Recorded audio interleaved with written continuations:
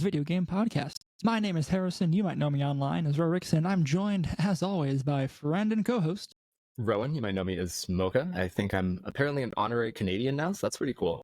Yeah, so I think that's going to be the bulk of this episode.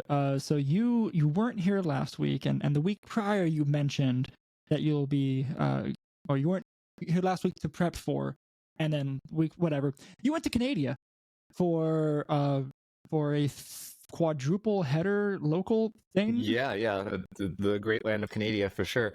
Yeah, so I don't know if we're gonna fill a whole episode with this, but it's definitely I had a great time. I'd love to talk about it. I want to hear everything about it because it just sounds like such a fun time.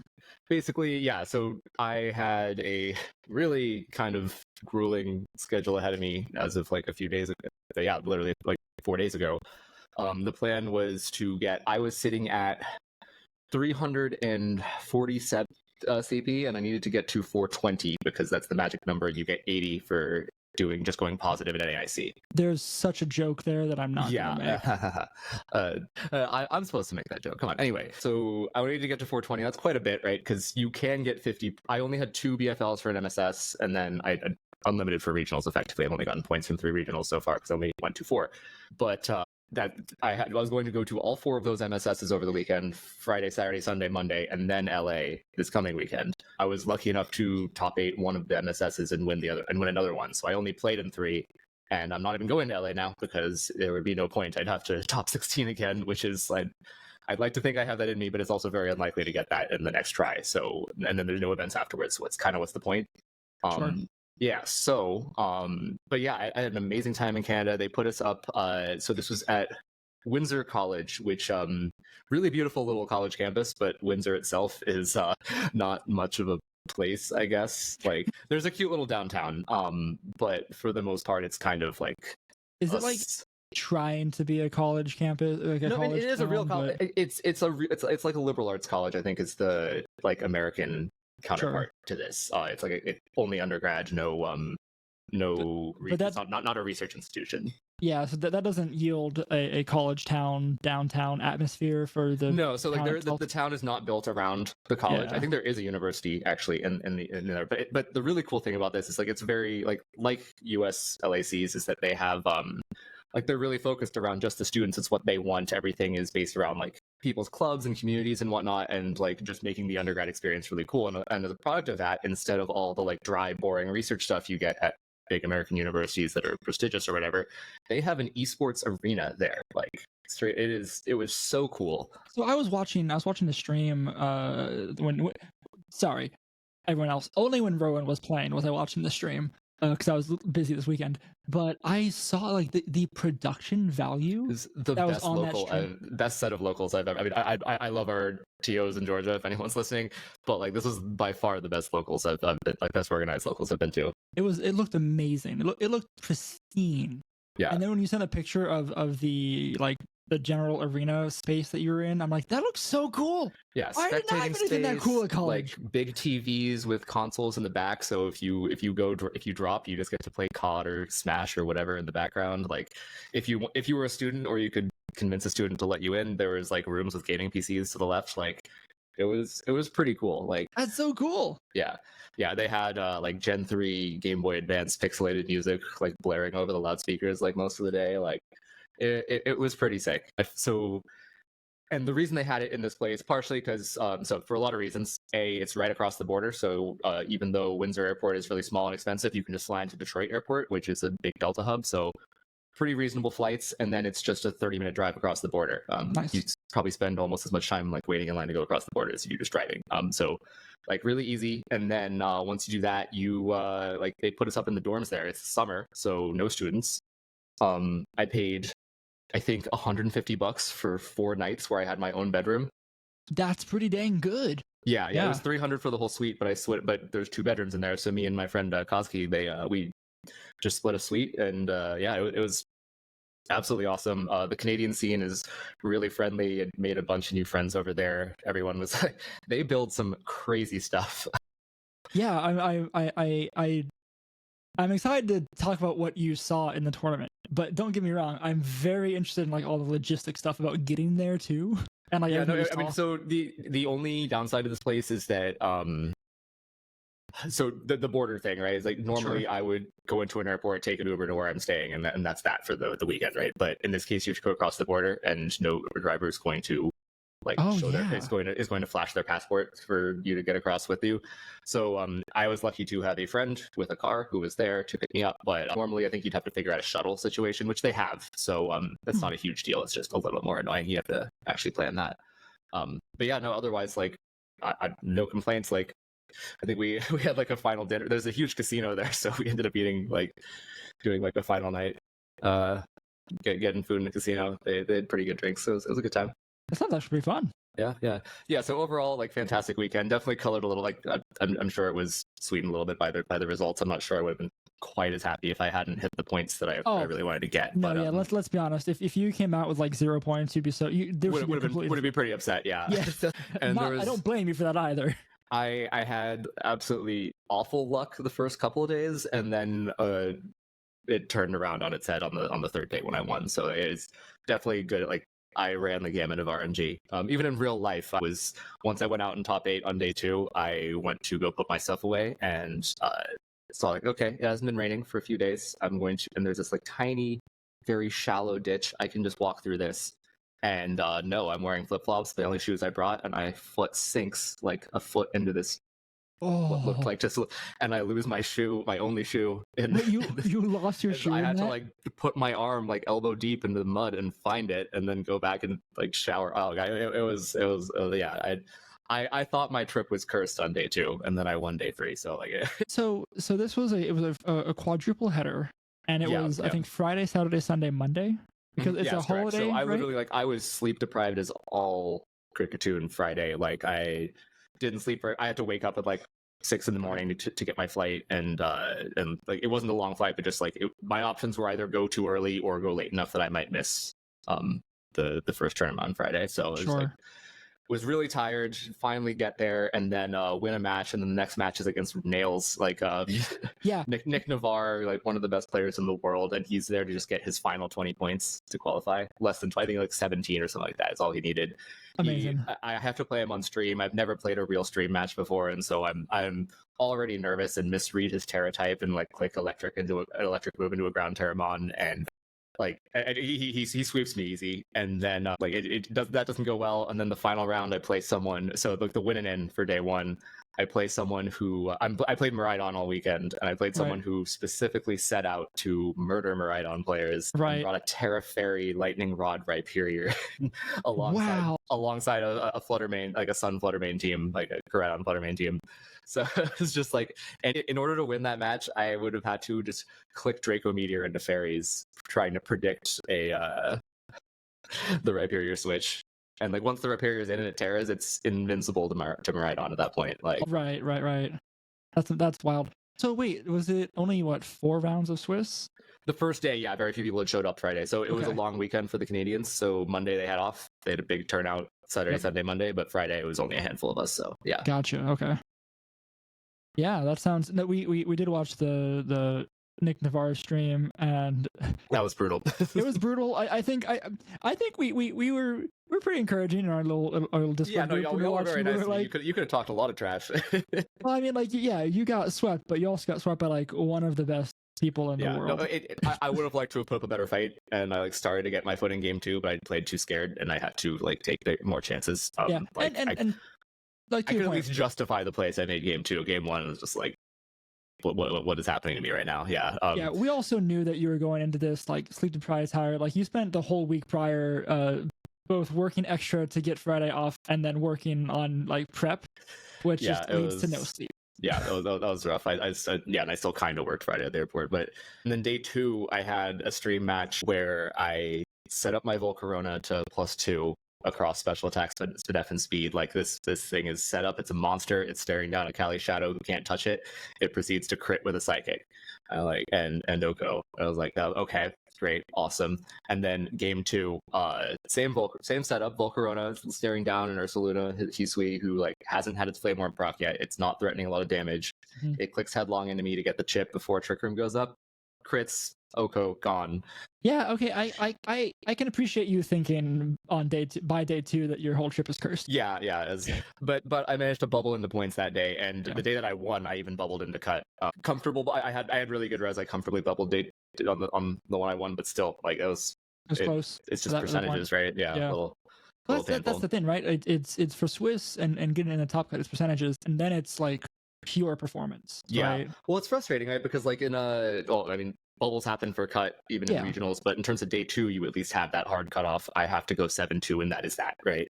Yeah, okay, that's a fair point. Yeah, and that doesn't really exist in a small local. In a local, you can do really well, but if just the numbers line up badly, it's not great. Yeah, that makes sense. So what was that was Friday was bad. And Friday was bad. Saturday was How many rounds did you have on Saturday, Sunday? I think I played, including my cut matches. Saturday I played 6 rounds. Sunday I played is that not 8 rounds. So over the course of the week. 4 and top cut? Yeah, no, it was 5 rounds of Swiss and then 3 rounds of top 8. Sorry, the first Sunday, I mean. Yeah. Nice. Yeah, but all the days besides Friday were 5 rounds of Swiss. So. Gotcha. Okay. Yeah, no, it's kind of exhausting. It's like a regional and a half over a couple days. Yeah. Yeah, I was gonna say that is still a lot of Pokemons to be playing. Yeah, but it's like way more relaxed. Like even though people care and they're there for their points, people are like generally just a lot more chill and having a good time. People bring their crazy sauce. There's a guy with God, tell me about this crazy Canadian sauce, because you said it several times. God, Scarf, Thunderous, Therian, got like clicking discharge. What else? Hold on, there was had to play against some Smeargle things, and people just kind of advancing the meta too. I gotta say, like I was very comfortable on Calyrex Ice. Like the person who won Friday, I beat them pretty convincingly in Swiss on one of the other days, just because they played a really standard Cali Ice team. That's what I had prepped for. I was really feeling good about that matchup. Mm-hmm. And then it's like, no, people started like bringing their own terrain along with Cali Ice, which makes Miraidon's life miserable, and like suddenly they can spore you again. And I didn't think about Spore on my electric terrain team, right? Like, yeah, that's a fair point. No, it's very real. So like, yeah, there's like they had some wacky stuff and they had some just like very real adaptations too. Yeah, one person ran a slow, the person who crit me a couple times and who, in to their credit, just demolished me normally on day 3. Actually, sure. Jean Ulysses, yeah, really good player. But yeah, he was running a slow Cali Shadow on his Trick Room team. So you kind of think like, okay, this thing's gonna put on a lot of pressure on me, like as he sets up Trick Room, and then it'll come in the end game and sweep, kind of like what Miraidon does, but just faster. But no, their Cali Shadow was slow, so that just threw me for a complete loop. It was like, okay, the Trick Room's up, but at least my Miraidon is faster than their horse. Like, no, it's not. Interesting. Yeah. So yeah, just lots of cool things. I don't know. There's like I don't think there actually is a whole podcast worth of material about the weekend, but I had a great time. I really encourage anybody to go do this. Because each TO is only allowed to throw a single MSS per month. I want to say it is. There were 4 separate like actual TOs, but there was John, there's a guy named John. I don't actually know his real name. He goes by John Maple. He joined our Discord. So I think he listens to this pod. So hi, John. You were absolutely fantastic. Put on an amazing set of tournaments. And he was kind of like supervising all of it, right? Like all 4 days. So it was actually 4 MSSs. It was 4 MSSs, and I believe they have plans to do like even like he was telling me about like the dream is to do a decathlon, which would be a whole week with weekend on either side of an MSS every day. I guess if you do it at like, I mean, most people would not go to all 10, right? But yeah, absolutely. That's bonkers. But there's a BFL of 6, right? Like if you place it all, but you could hit your BFL in a single week if you go to that. It's impressive enough that like you have that many TOs in one spot, and then the dedication to do such a wild thing is great. Yeah, he told me he's been organizing tournaments since like base set of TCG. So like, wow, really like, yeah, no, I mean, hats off. It was a like an achievement to throw something like that, and if you want to scale it even greater, then awesome. Yeah, no, it sounds amazing. Like I'm a little envious. Like I would have liked to have gone if I. It was a great time because everyone was in the same dorm. We all got rooms on the same floor of this one building. That was a 3-minute walk, or a 5-minute walk to the venue where we were actually playing. It was a 15-minute walk if you lose your sandal. Yeah, a little longer than that. Yeah. Okay. but yeah, no. So it was great. Like it was just a community of people. Like the whole. It felt kind of collegey. Like sure. We all like went to the venue around the same time. Like I mean, yeah, brought snacks for each other, went out to dinner afterwards together, and like then stayed up and played Mario Kart and like. This is the dream. It sounds like a nice little like tight knit, intimate group. To so how many people like did you were there at like the busiest days, and then did you like hang out with after the fact? Like I want to say it topped out in the low 30s for attendance on there, just like pretty big for an MSS. I know some like northeastern ones get bigger than that, but like 30. I think 30 was it was around that. And then as far as like going out at night, was still like 10 plus people. Like that's still like, awesome, right? Yeah, absolutely. And different people dropped in and out, and like players I'd recognize.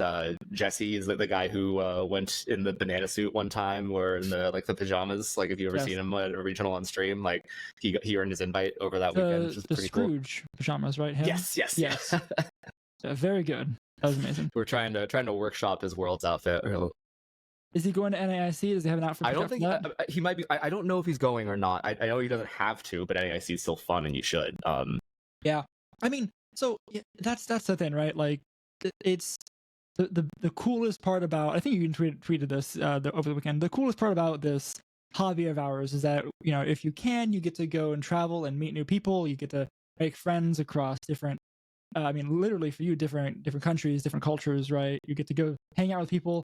You or if not that, like you could have like our other group that are hanging out with Airbnb for NASC, and for most regionals, like we have our little tight knit group that we always get to go hang out with. Like it's so cool. I heard my first sorry. I heard my first A. There's no way you heard your first one. Do we have Canadian? Yeah, no, we went to Toronto. Is apparently not the same. Like Toronto is like too multicultural to be like super Canadian. This was I believe that this was Canada. Like I pure unadulterated. Exactly. Like we're at restaurants, and whenever like a waiter was trying to squeeze by you, it's like sorry. Like, okay, sorry. Oh, sorry about that. Yeah, just kind of clap about it. Yeah, there was geese everywhere. Yeah. Were they terrifying? Please tell me they were terrifying. They weren't terrifying. They did leave droppings everywhere. You had to be like, it was kind of an obstacle course. Okay. Goose poop, but that itself could be terrifying. I'll a little bit. No, they were surprisingly chill. Yeah. Yeah, the rumors of them being like bloodthirsty beasts are definitely overstated. I was thinking about it, right? Because like you going to Canada, and another thing popped up in my personal life. That sounds weird. About Canadian geese, but I'm like they're terrifying, but they're also one of the most karate choppable necks out in the animal kingdom. Right? Well, they're too limber. They'll dodge your chops. Oh, maybe that's it. Yeah. It's like like Chen Pao has like a noodly body. It's kind of like that, Chen Pao is actually just a noodle. Yeah. So anything else on the weekend? Yeah, no, I think that's it.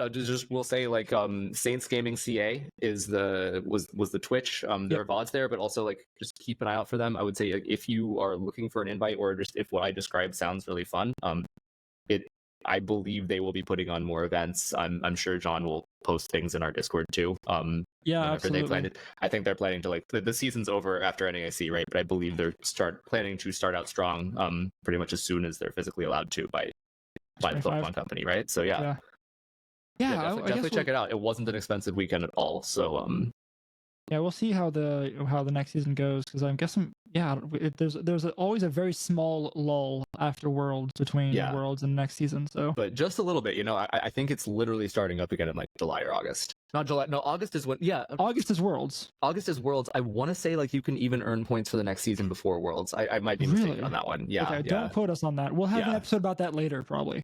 Like it wouldn't be for this World, it'd be for next Worlds. But same way like there's traditionally an open at Worlds for the next season. Right, that's true. And NAIC is the last. There wasn't this past year because Japan was a bit of a cluster, but like in general. Yeah, we'll see. I'm excited to see how Worlds fares this year for many a reason. Yeah, me too. Actually, yeah, Hawaii is kind of Well, its own beast. okay, so wait, hold on. I want your words on this. You are 420x Yeah. points right now. So I need to earn 80, which means top 256 at NAIC, which Yes. generally means just go positive. We have beaten the kicker by a lot, so I think I need a strong 5-4. If I lose the first 3 and then win out, or I lose the first 4 and then win out from there, I probably wouldn't get it. I'd probably bubble out of those points. Yep. But in general, the earlier rounds are easier, and so on, right? So 5-4, preferably 6-3 to lock it, but 5-4 is generally safe. So if you get 6-3, you get your 80 points, you get your Worlds invite. Are you going? Yeah, I probably will, honestly, just because I don't know if I'll earn another one. I actually do have real reservations about going to Hawaii, partially selfish because of the cost, but also because it's pretty well documented that Hawaiians don't want us there. So yeah, I was looking at like maybe getting an Airbnb that's not owned by a big company, like a big company. Like if I can like rent an actual residence home, that seems less of a evil move. But I no judgment. I don't know. Like everybody works really hard for their invites, right? And like this is where they've told us we're going. So yeah, no, it's I don't like you said, no judgment, no anything, no nothing there. It's the fact that Pokemon decided that to go to Hawaii. I feel like if it's their onus, right? Yeah, or the onus is on them, whatever. Yeah. Please go. Like if if you want to. But like yeah, to go to Hawaii, like have fun. Like it's tough to say that it's still a cool tourist destination, although that is very true. Yeah, I mean, like, people go there for a reason, right? Apparently, the reason they're doing it is because it is like the romanticized place in Japan for like tropical vacation kind of deal, right? Like, there are many romanticized place in many cultures to go. Yeah, I don't know. I feel like there's, like, at least from my perspective, growing up in Florida, maybe we have a different view of these things, right? But like, I don't know. To me, like, I went to the Bahamas for my honeymoon. I don't see any difference between the Bahamas and Hawaii, right? Like, you go to Jamaica, you go wherever. Like, okay, that's a fair point. I've been to many places in the Caribbean on many various trips. Yeah, so and they're not particularly hostile to you there. So I don't know. Yeah, it is what it is.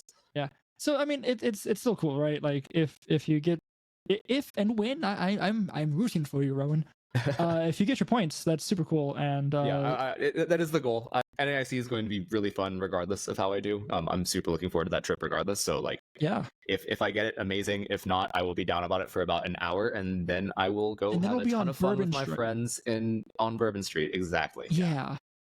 So. Yeah. You want to talk a little bit NAIC stuff? We got NAIC is still 3 weeks out. What isn't 3 weeks out is actually in the past, which is Santiago Regional, which I believe also happened over this weekend and had some like the Latin American meta. I don't know if they have developed the meta beyond us, or if they just have a different metagame. But it's pretty cool to see. I see a Gastrodon in top 8. Yeah. Gastrodon is actually really cool. Let's just dive into this one, right? Yeah, let's do it. And you brought up Gastrodon, so let's talk about the 7th place finisher, Francisco Gribuado. I haven't watched these sets. I need to. I hope and assume there is a stream of this, and I just missed it because I was doing my own thing this weekend. But Gastrodon, actually pretty cool on Calyrex Shadow teams. Not for Kyogre like it was in the past, but for Urshifu Water, because one of Calyrex Shadow's biggest problems is Scarf Urshifu Water. Yep. And so, like, Gastrodon isn't even as big of a Kyogre counter because Water Spout still hits its partner, right? But if you can just neutralize Surging Strikes entirely, all of a sudden this bulky setup Covert Cloak Calyrex Shadow gets to click Nasty Bot freely, especially if it's Scarf Urshifu, because it means that they can't even click another move later, right? Like they are just forced to switch out and give you a free +2 on your crazy Ghost Force. So yeah, I think that's a really cool adaptation.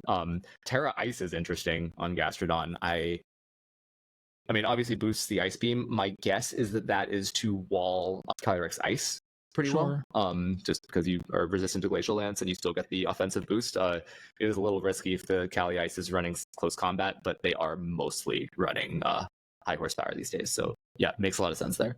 What else is cool? Paul Ruiz, I just want to like gas him up for a second. I haven't been doing as much coaching with him just because I feel like he's going to I don't know. He's a really good player anyway. Like, and I have gotten a ton of coaching from him. If you feel at all doubtful about your own team building, I highly recommend going on Metafy and giving him a shot. But he had a really cool Kali Shadow team as well with Como. So Iron Defense Body Press, Zamazenta at home kind of deal, right? But Overcoat immune to Spore, which is a big deal. Zamazenta generally has to run Terra Grass, and Como gets it for free. But also that Body Press really encourages Ghost Terra, and guess who loves fighting against ghosts slower than it, which is everything. That's a fair and that's point. Kali Shadow. Yeah. Yeah, so also a really cool team there to see. This is a really cool team. I like it. Yeah, and Pollen Puff on the Kali Shadow too is pretty neat, right? So like bug coverage actually does some reasonably cool things for it, and it also just gets to heal up that Iron Defense Como. Good point. Yeah, and just in general though, as like a meta trend for this, Kali Shadow is back. Like it has 2 of the top 8s. Like everybody, it was on Fraud Watch, and now it's not. We were seeing, I was gonna say, like we have not seen it perform. We've actually been kind of wondering where it is, and we found it. It's in Santiago. Yeah, absolutely. So yeah, I don't know if this is like a uniquely Latin American thing. It looks like all of the players in Top Cut are actually from Latin America. There's lots of times Americans and Europeans will invade these tournaments. It doesn't look like that happened this time around. Yeah, fair point.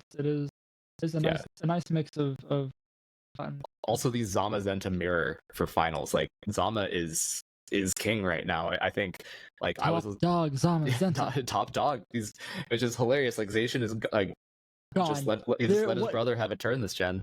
Yeah. What is Sword Doggo? That's not here. No. Sword Dog is dead. Long live Shield Doggo. I knew I was making a good choice by picking Shield. Back in the day. In 5 years from now, this will pay off. I can bring my Zamazenta in 4.5 years. Is Sword and Shield came out in 2020? Is that right? Yeah, maybe 2019 even. Maybe it was 5 years. Yeah. Wow. Okay, half a decade later, Shield Dog gets his day. Every dog gets his day. No, it is. I mean, yeah. I think Volcarona is really cool. I'm a little biased because I also ran Volcarona this past weekend. Although they're running theirs a little differently than mine, but it's still Dorian Quinones. I'm gonna say that sounds right. If not, then I apologize. But yeah, the Quiver Dance Volcarona with the lefty set, pretty cool to see. It handles Zamazenta really well. It handles Kali Ice really well. Just even though its physical defense isn't anything to write home about, it's something to write home about in the other way, and it's bad. But like it has the bug typing, which is amazing. That gives it means it's not weak to ground, unlike most fire types. So the high horsepower coverage on Kali Ice doesn't do anything special for it, and it resists fighting. So if it happens to be a CC variant, then it basically hard wall Kali Ice unless you give it a bunch of boosts. And 2-hit KO with Flamethrower, it's pretty good. Like they ran it on a Terapagos team, which is interesting. The other thing is that I was talking a lot of trash about Combine Terapagos. I'm still not a believer, for the record, but this is a Combine Terapagos. This is the first time I think I've seen a CM Terapagos actually make cut at a major event. Yeah, we were finally started to do some serious team building with our little group, which it only took 3 years, and we were like talking about what to quickly do. Devolved into my team minus 2 months, so we might need to like start from scratch again on that. Yeah, we're still working on it. That's fine. Yeah. No, we started. That's the important thing. Like exactly. We only briefly devolved into Cricketune posting and like went back to real mons. Yeah, I only suggested punching glove Palafin once. That's pretty good. I think so. Yeah, we should probably run that. No, I mean the fact that you only mentioned it once. Oh, well, yeah, that's fair. I'll give you that. But yeah, we're talking about Doggo, we're talking about Turtle, we're talking I don't know. I when we were talking about it, I wanted to run Turtle because I think it sounds fun. No, Turtle is good. Don't let me talk you out of Turtle if you like Turtle. I just don't like Turtle for personal reasons. That's fine. I'm gonna still work with y'all on a team and see where we end up. I might do some stuff on the side, but I am not as good at team building as a lot of you guys. So I might just follow suit. Nonetheless, though, when you hard shot down All Mine Turtle, and I was like, yeah, you know what? That's fine. It is. In my mind, it is too one-dimensional, and the other issue with it is that Encore is kind of everywhere right now. So yeah, actually, you are not Encore careful, and switching out. I agree. yeah, A, you can't switch it. B, you can't defensively Terra it. And C, yeah, if you happen to fight an Encore Mon, then like you need to have very careful positioning with redirection or fake out at the right turn. Yeah. Otherwise, it's just like, well, I guess you're gonna sit there and Calm Mind forever while I double your other Mon. Yeah, no, I mean your reasoning is very sound. It was just the sheer speed at which you shot it down was very funny to me. And granted, I have probably not played anyone as good as the top 8 players here, but every Calm Mind turtle I play on ladder is just like nom nom free ladder points kind of deal. Yeah, and like I think when you pointed out that like no Calm Mind turtle like made top 8 except for here, that solidifies the idea. Like that just makes sense, right? Yeah. So I mean, maybe these folks have found the sauce. I mean, like you have the Clefairy and Cool. Clefairy and Tauntaun Tornadus and Ogrepon, so there's double redirection and fake out and Prankster Taunt on this team, right? So like there are a lot of things to stop something like Encore from happening to your turtle. There's a covert cloak on the turtle to stop it from being faked out, which is really important. So yeah, I think people will innovate and they can absolutely make me eat my words and like find a way to make Calm Mind turtle work. Yeah, and I think that's. I mean, we have been seeing. I don't know. Again, I feel like we say something along the same lines every regulation, but the way we've seen the metagame shape out this time around seems very like it started to centralize really hard, and now we're breaking away from it pretty slowly, which is great. We have centralized in that there are clear top 5 restricteds, right? Like it is both horses, Shield Dog, Turtle, and Miraidon are all far and away the best restricteds. Kyogre and Koraidon are kind of lagging behind a little bit in the pack, but they're viable. And then everything below that is like you could probably win, but why would you do this to yourself, right? But outside of that, outside of your restricted choice, the metagame is evolving so fast, and teams that were regional winning teams are now being hard countered within a week. And I don't know when that's going to stop because everyone is just racing towards NAIC. It's going to be potentially the biggest tournament ever. It looks like it from the sign-up numbers.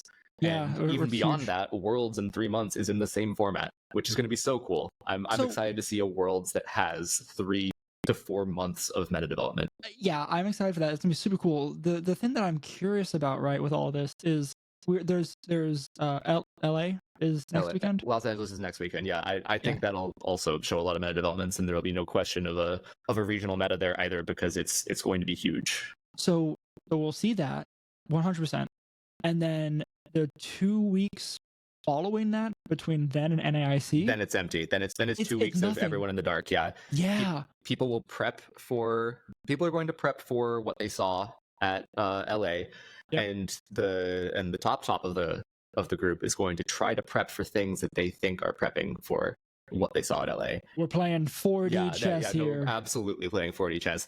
And then there's always the chance that the counter to the counter that you came up with just loses to something really basic, someone who grabbed the team from a month ago, right?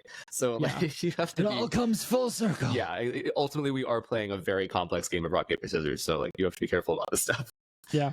So that'll be very fun, and I think as you know, after this weekend when we see more things from LA, that'll be fun to see the 2 weeks following that as we're team building and prepping for NAIC, playing on ladder. We're gonna see some wild Cricketune on ladder, right? Like absolutely. It's gonna be bizarre in that time. To the point that even we're weighing like maybe I don't play on ladder for like the week or two before, especially if you have a big building group and you have lots of people and you all want to be grinding games. Maybe you don't play on ladder. Maybe you keep your stuff close to your chest in secret so no one like sees your stuff on ladder. But then you don't have enough practice. Maybe you're not warm when you get there.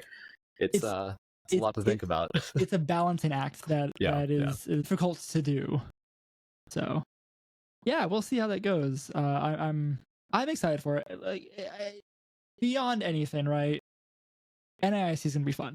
So prepping for it is just gonna be icing on the cake if we do well. Well, for me, it's icing on the cake if we do well. You actually almost need to perform. Almost. It's not the end of the world, right? If I don't make it, it means I get to save like $3,000 on travel fees. So like, yeah, that's a fair point. Like, I'll try to look at it positively that way. It's a win-win either way. Yeah. All I have to say, I think that's all I got for VGC this week. I know it's a little bit of a shorter end of the podcast. I don't have any other games that I'm playing either. the final chapter of the Guild Wars expansion came out while I was gone, so I'm definitely gonna play that. But I don't think anybody cares about that since it's a How are you decade. not? How are you not raiding tonight? Or are you? No, that was we raid Monday, Tuesday. It's Wednesday today. No, it's not. Is it Tuesday? Oh Today's god. Tuesday, my boy. Whatever. I don't know. I'll raid next week. It's fine. Hey, I mean, if we end here in like the next 3 minutes, you can go raid. I'm still sleep deprived. I'll be honest with you. You know what? Nope. Go to sleep then. Yeah, I have nothing else for Pokemon. Yeah. Suntower stuff. Have you played any other games? Other games. Let's see. I've been playing Hades 2 a little bit more. Yes, I need to. I want to at least watch some Let's Plays of that. I loved the first one, but so I liked the first one. Don't get me wrong, but I never actually beat Hades. Shame on me. I never beat it either. It was like I just like made it. It was so fun to play. Did a few deaths at a friend's house, like just like for an hour, like with a few beers. It was a good time. I was bad at it, but like. Well, I can see the addictiveness. It is addictive. It is very addicting. Don't get me wrong. Like both games, because I picked up Hades, re-downloaded Hades, and was playing it more a week or two ago before Hades 2 came out, and it was very fun. And then Hades 2 I picked up, and I like it more a little bit. But apparently there's more content in the early access of Hades 2 than there was in the finished version of Hades 1, which is. I mean, amazing. Okay. I haven't even seen Hades 2. I assume is it like a similar art style and direction as well? Oh yeah. It's the exact same art style. Okay, yeah. So I mean, it's kind of a like Tears of the Kingdom type of thing, then, right? It's like we've got the engine, we've got the template, right? We can just churn out content now. It all goes into that instead of the groundwork.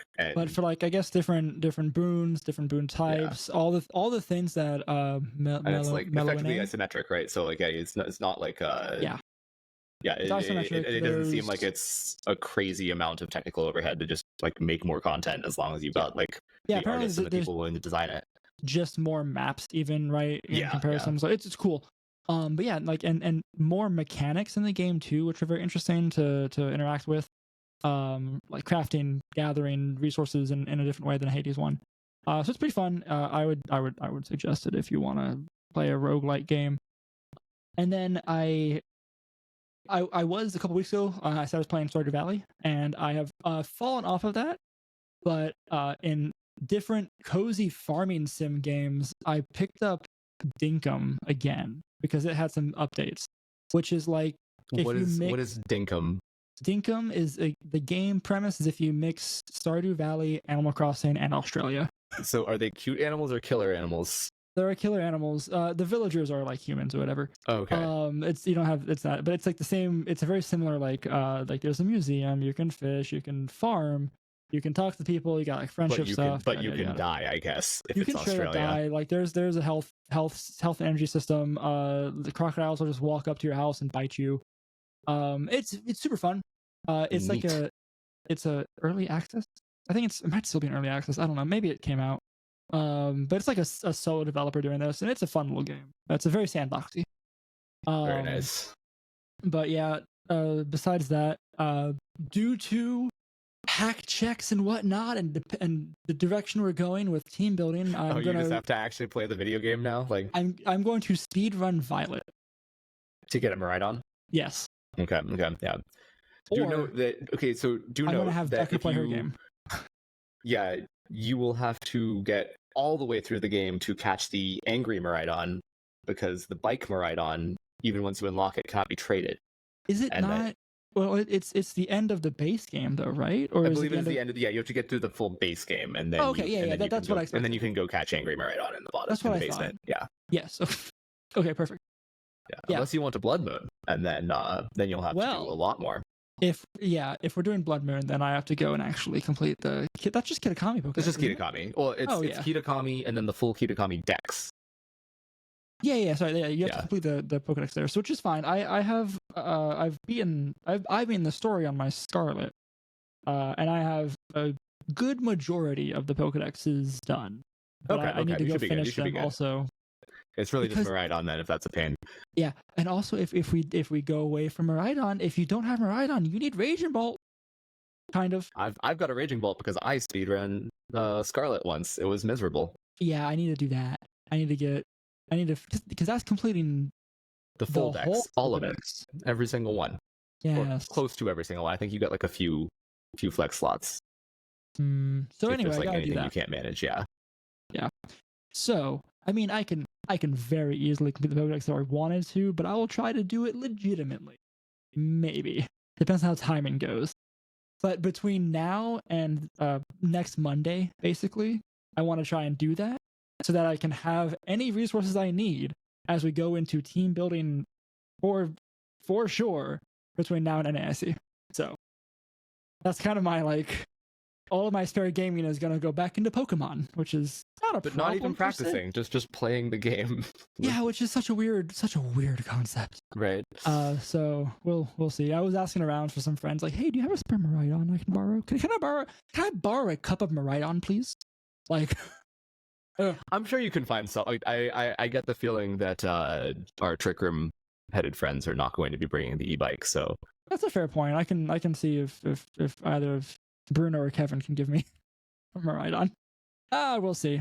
I might ping again and be like, can I be lazy? But anyway, yeah, that's it. I think that's an episode. I don't mind calling it a 40-minute episode. This, honestly, you're welcome, listeners, watchers. You don't have to listen to us for that long. Yeah, you're cool. Well, I've been Harrison. You can find me at row_ixon on the Twitter and all the places. I've been itching to stream. I haven't done a darn thing about it though, so maybe after NIC I'll be more content minded and have some things that, but like I got that itch, you know. Then do it right now. I need right now. No. Right, just click it while I stream the last 45 seconds of the podcast. You should stream yourself suffering through the rest of Violet. That's actually not a terrible idea. Yeah. Oh man. Just crying and drinking the whole time. I'm also extra busy in the next 2 weeks, so this is gonna be great. So, Rowan, who are you? I'm Rowan. You cannot find me anywhere anymore, probably. But actually, I will say, please check out the Saints Gaming CA Twitch, because please give them a follow. Again, just want to sing their praises, and B, watch my finals. My friend Kazuki casted alongside a very nice person who didn't really know Pokemon all that well. But so it was a very fun dynamic of someone who hadn't casted before but does know Pokemon very well. I love that. That's very good. Like flavor caster and analytic caster to the most logical extremes possible. But yeah, check them out. It was a fun weekend, and not just my matches. There's a lot of cool teams on display. Yeah, I'm sure there's plenty of content just from that weekend alone to go see. It's quite exciting. And together we've been the Game Corner. You can find us at the Game Corner VGC and all the places. More importantly, the link tree down below has literally every link you could ever care about for us, and then some. Some you don't care about. And of course, thank you to Rob KT for our theme song going around Game Corner off the Ultra Ball album. And until next time, no matter what you decide to play, press start and game on. Bye!